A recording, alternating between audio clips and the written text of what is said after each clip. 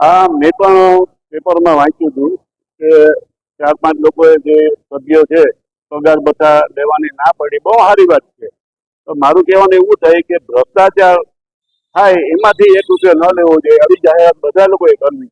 તો પોરબંદરમાં જે ભૂતકાળનો અનુભવ છે, કરોડો રૂપિયાનો ભ્રષ્ટાચાર છે. ભૂતકાળ પોરબંદર નગરપાલિકા હતી ત્યારે કરોડો રૂપિયા ભ્રષ્ટાચાર થયા. બધા લોકોને ખબર છે કામ કરું કાંઈ જ્યાં કામ ન હોય ત્યાં કામ કરો. ફુવારાની હાલત જોવા છે. જૂના ફુવારાની લાઈન છે, ખોટે ખોટી સીટો બનાવી નાખી, ગટર ખોઈ ત્યારે બધું તો કાઢવું પડ્યું. પણ એ તેને વાપરવા હતા પૈસા અને એમાંથી બધી આપણે પોતાને રાખવા હતા. એટલે મારી વિનંતી છે દરેક સભ્યોને કે આ જાહેરાત કરે કે ભ્રષ્ટાચારનો 1 રૂપિયા અમે નહીં લઈએ, તો લોકોને વિશ્વાસ બેસે, સારી રીતે આવશે. 5 વર્ષ અને 5 વર્ષ પછી પાછા ચૂકાશે. એક વખત પોરબંદર નગરપાલિકા હું અહીંયા સભ્ય હતો ત્યારે તો પગાર બધા ના મળતા, પણ મહાનગરપાલિકા નથી ગઈ એ પછી પગાર બધા મળવાનું ચાલુ થયું.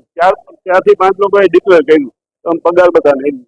તો બીજા લોકોએ ડિક્લેર કરવું જોઈએ પગાર બધા નહીં લઈએ અને ભ્રષ્ટાચારનો 1 રૂપિયો નહીં લઈએ, આવું બધા લોકોએ ડિક્લેર કરવું જોઈએ.